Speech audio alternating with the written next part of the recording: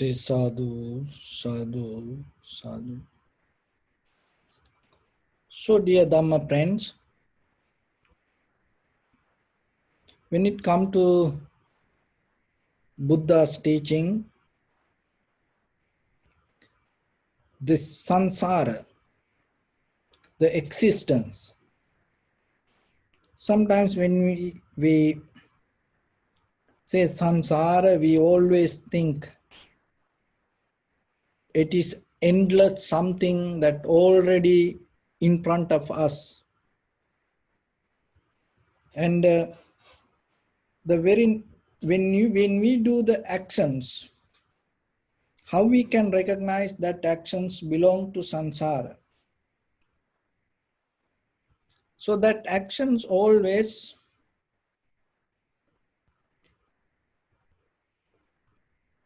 help us to become somebody.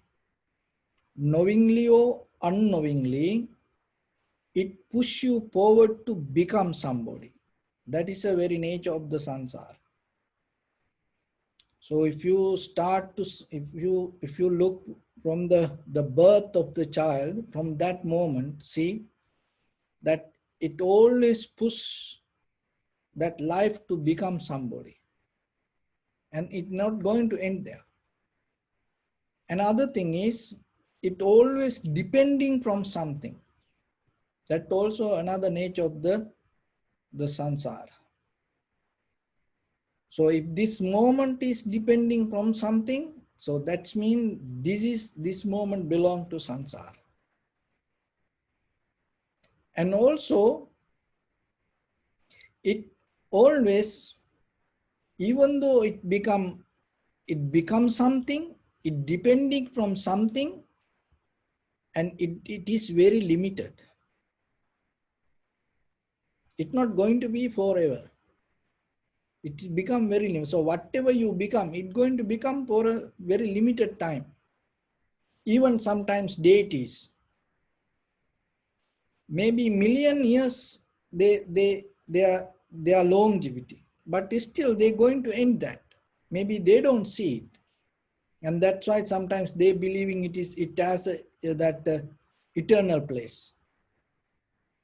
But that also going to end someday. So it become limited.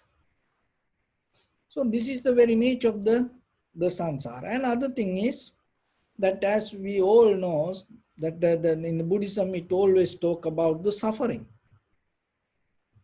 And mostly we take this kind of like a misunderstand. And the suffering become normal. That most suffering that in the world, the people who follow the Buddha's teachings, they are the one who mostly suffer. Why that? Because they accept the suffering and they become so friendly with suffering. They allow to be suffering there as a part of life. Oh, it's a part of life. Just, it is okay to suffer. They addicted to suffering. But the Buddha mentioned that the suffering as a nature of the world, and you can get out of it. Once you know how the sufferings happen, then you don't need to suffer anymore. So the ignorance mean another way. While you knowing it is suffering, and you while that you knowingly, it going to bring you the suffering, and you still suffer. That is ignorance. So if you know, if any action bring the suffering, and knowingly that, why you suffer? So that is why this wisdom is the Buddha's teaching, that itself we have to understand very deeply. Because one of the mistake that thing is, we try to understand this through words. So the words cannot give meaning to the truth or the Dharma. We cannot take it like this. So that's why we practice meditation, and especially in the vipassana level. So the mind has its own natural process. So if you are able to detach your mind from the names and the forms, or the mental formations, that's mean mainly related with the words and the pictures, colors, pictures and the words, if you take out of your mind, your mind going to be in your natural process.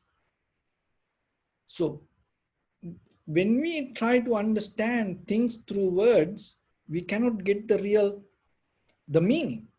So as example, if you say blue color, which color you mention? It has different varieties.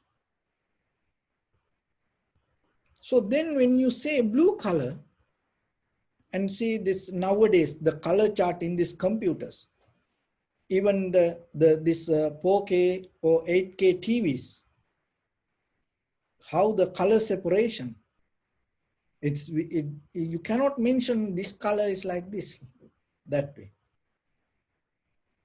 So the truth also like that.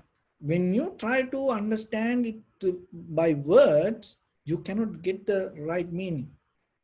So the same thing happening to Buddhism also, the Buddha's teaching. We try to mainly understand it by words.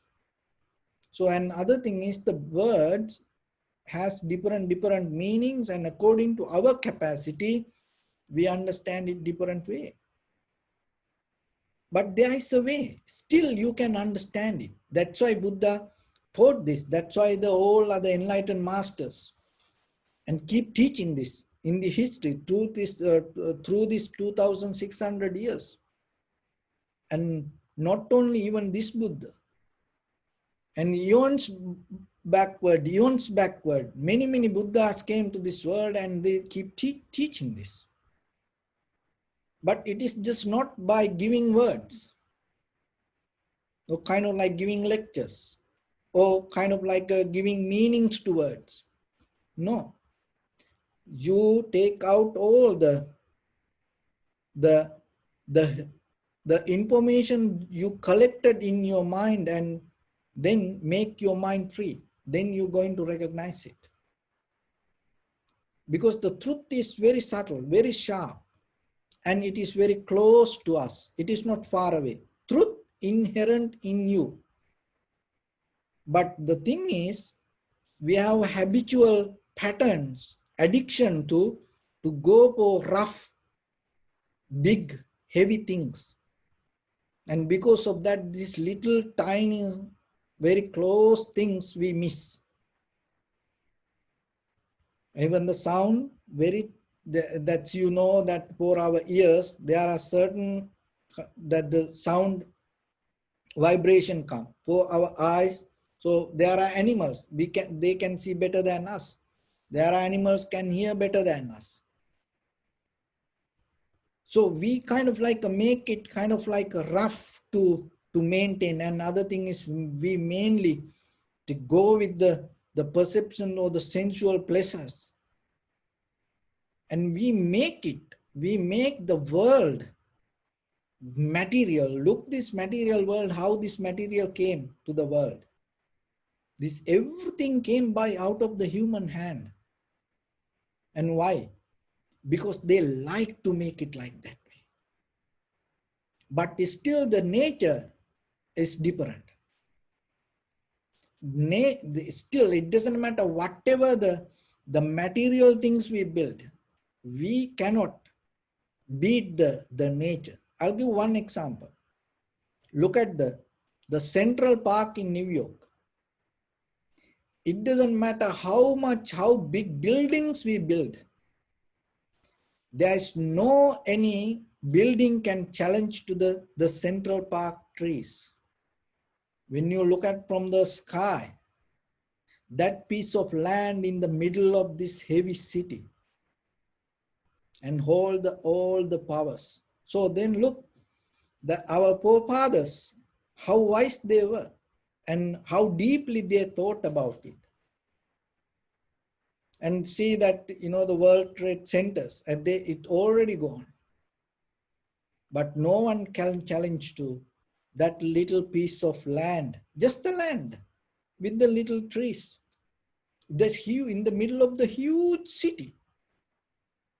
And when you look at from the sky, and it's not the buildings, that piece of land holds the identity for the entire New York. So the Dharma also like that, the nature also like that. Remember that. The truth also like that. It doesn't matter how big things we make. This tiny little simple truth sometimes going to become so powerful. So that's why sometimes we miss it. And when it becomes so closer, and when it becomes 24/7 available for us, we're not going to see it.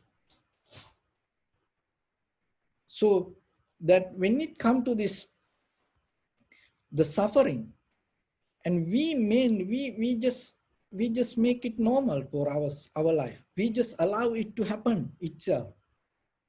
Whatever happened there, we say, oh, so suffering is a part of the world, just let it be. But the Buddha said not like that. Once you know this is suffering, why you suffer? So before the Buddha, it is okay. But once the Buddha taught you, this is going to make you suffer, then you have to get out of it if you know that. And there is a way that you can have a very beautiful life without suffering. That is the Buddha's teaching, that in a conventional life, or as a ordinary person, in conventional life, you can have a life without suffering. You don't need to suffer in life. But we don't accept it like that. We think, oh, we have to suffer. Why? Because the suffering is a part of the world. That is very wrong understanding, and that is very wrong teaching. So then other thing is that we tell not to be greedy, not to be angry, and don't be ignorant. So we always teach this. Greed, hatred, and the delusion, not good. So when we say this, so this is a little bit deep. So that's why when it comes to the Vipassana level of practice, that you have to slowly understand what is this. So when you say greed, hatred, delusion is not good, what is the base for saying that? Because without greed, hatred, and the delusion, you are already enlightened. If there is no greed, hatred, and the delusion, you are already enlightened. So then, if you are enlightened, there is nothing to say. But when we say, don't be greedy, don't be angry, don't be ignorant, what is the base? So I wish if we had a, the physical, that the environment to have a conversation to give the better, clear understanding anyhow. So when it comes to that, if you base with the future, if you become greedy, angry, ignorant, maybe in the future you're going to suffer. Your next life you're going to suffer. That is very wrong teaching. If you practice today something thinking in the future it is not going to become good for you, that is very wrong teaching. Why it become wrong? Because your practice should not future base. So the Buddha never say anything related with the future. Buddha was not a fortune teller. So if he told anything about the future, So then he should tell all the future about the world, why he stopped in one part. It is not fair. If we, as example, if he tell the future regarding another 100 years, so how about after that? And he tells the future about after 200 or maybe even think 10,000 years. How about after that? Is not belong to the world. So then if he become limited with the timeline, he is not going to become a Buddha. And then one time one person came and had argument with me, why the Buddha, if he had so much compassion, why he didn't tell about this virus situation. So the people think like that. The Buddha is kind of like the fortune teller. So another thing is, if the Buddha taught something to you, if you do this today, just imagine, if you do this today, in the future, you're going to get punished for that. Then it come to a kind of like a eternalism. Why? Because it's going to exactly going to happen. Then you become a victim for the karma. Then how about your wisdom? If you become a victim for the karma or for your previous action, then you become a prisoner anymore. There is no way you can get out of it. Why? Because you already have done something. Now you have to exactly get the punishment for that. So then then the sati sampajanya is itself become powerless. So that's why you have to be very, very, very sharp and very clear with this. So when you say greed, hatred, and the delusion is not good, what is the base for that? Because if it is with the future, so that's mean exactly it's going to happen in the future, then how about in that condition if it is changed? So then the theory of cause and effect going to change. Why? Because now you already done something, then after that it's going to exactly happen. So then when it come to the base, the moment, it always greed, hatred, or the delusion. Why it is not good for you? Because in this very moment, when you having the greed, in that very moment, it going to give you negative result. That's why. When you have the hatred, so today your anger, tomorrow not going to give you a heart attack. It's today you get angry, then you pause it, and then tomorrow suddenly your nerve system not going to react to that like that. When you have anger in this very moment, it is not good for you, not for the future. So that is what in the Vipassana level you have to clearly understand. Ignorance. So when you have the ignorance in this very moment, you going to suffer out of that. Not in the future. This teaching is not based with the future. This is nothing to do with the future result. In this very moment, you get the result. So then the compassion the same. When you having compassion, in the future not going to give you result. In this very moment you get it. And when you become generous, it is not with the future, but look at our lifestyle. We do a lot of things thinking in the future, in the samsaric journey. I will get this. I will get this.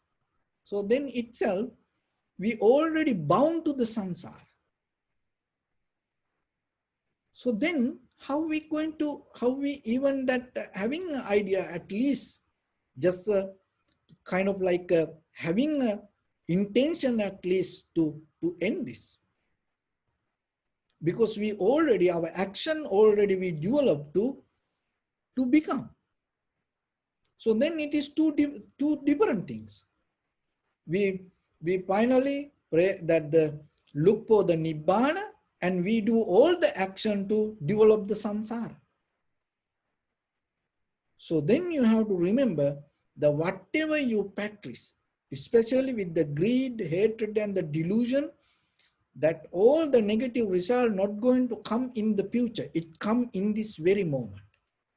So then when it become habit again and again and again and again, in that very moment it become powerful. It become powerful. But the beauty of the sati means it doesn't matter whatever in the samsara, in this very moment or in the future, any place, at any moment, if any human beings able to develop the sati sampajanya or the clear comprehension or awareness, in that very moment that person can destroy this habitual pattern. In that very moment that he going to see the truth. So otherwise this truth is not depending according to your past or not according to your future. The truth exists in this very moment, and according to the condition of the nature of your mind, then you're going to get it. So then when you sit for meditation or when you do something, don't do it with the future thinking about the future that you're going to get the result. So in this very moment, you have it. So if you're able to see that in that very moment, you get it, and in that any moment, you're not going to depending from the future. In this very moment, you detach from the future. In that very moment, your liberation happens. So otherwise, but we condition, we use our mind. We have a habit to thinking future, doing good things. That's why we cannot get this. But can you do thinking without thinking future? Can you do the good just within the moment and knowingly it is good, and just you do it 100% yourself within in this very moment, seeing the result yourself? So that should be the base.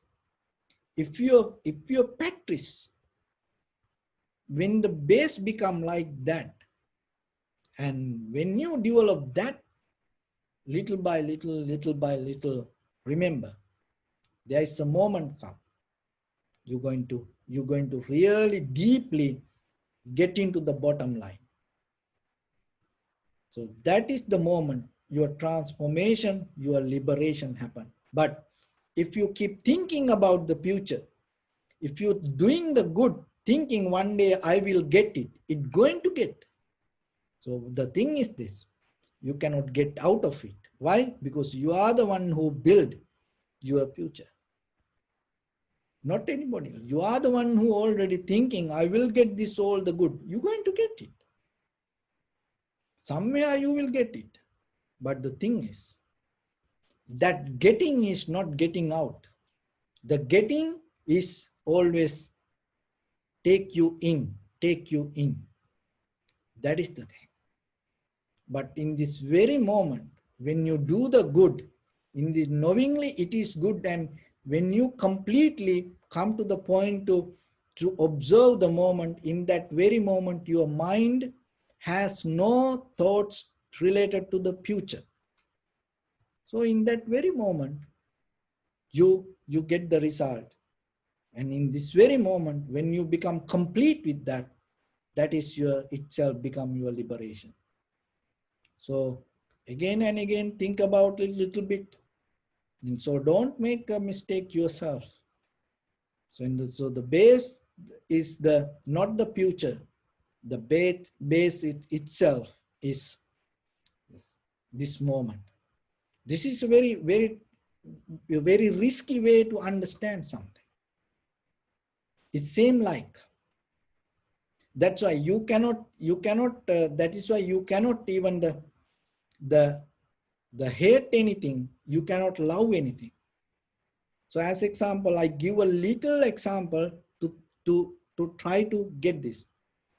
So when somebody put handcuff and he become a prisoner to that, and you not become a prisoner because you not that the handcuff is not in your hand. So when somebody having the handcuff, he become a prisoner. Remember that same handcuff make you free. When you're not having it, you are free. When you're having it, you are not free. So the same like the ideas. When you have it, you have the samsara. When you not have it, you don't have a samsara. So like that, when you have future, you have a samsara. When you don't wish for the future, you become free from it.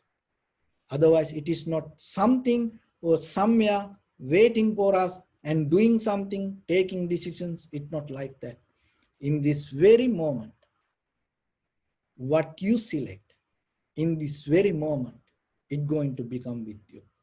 So think about it and again question yourself and look for it, and don't afraid to investigate the dharma.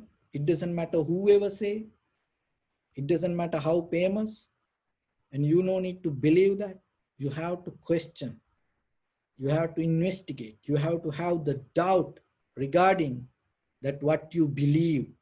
You have to question what you practice, and you have to get into the depth with what you keep doing to get the truth out of your own life.